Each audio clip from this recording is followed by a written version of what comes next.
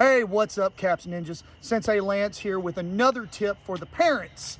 One thing that I like to kind of coach people through is not just the kids, but I like to coach the parents also on little things that they can do to protect their families.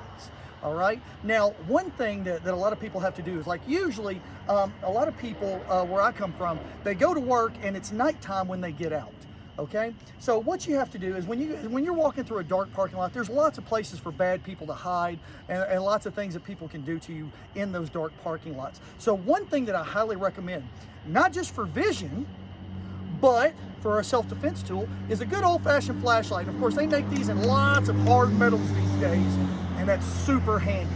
But one of the things that I like to do, and I like to coach people through, is not only using it as a weapon or a striking implement, which we're going to cover in other videos, but when you're approaching your vehicle, making sure that you have the flashlight. And one thing that you want to do before you walk up on your vehicle is check underneath it.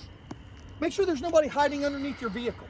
And also, kind of shine the light in the vehicle a little bit. Make sure there's nobody hiding in your back seat, because if you're like me, I've parked my car and the other side window could be busted and I would never know it until I got inside and some bad guy's got his arms around my neck.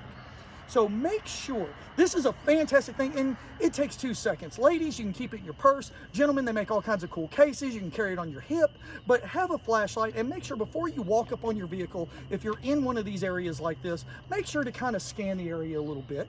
Okay, and not only is, like I said, this is a great self-defense tool for striking, but you can also shine it in their eyes. Okay, you can blind them momentarily, strike, make noise, and get people's attention. All right, y'all, this is just one of those little quick tips that I like to share with people. Thank you. Practice that at home.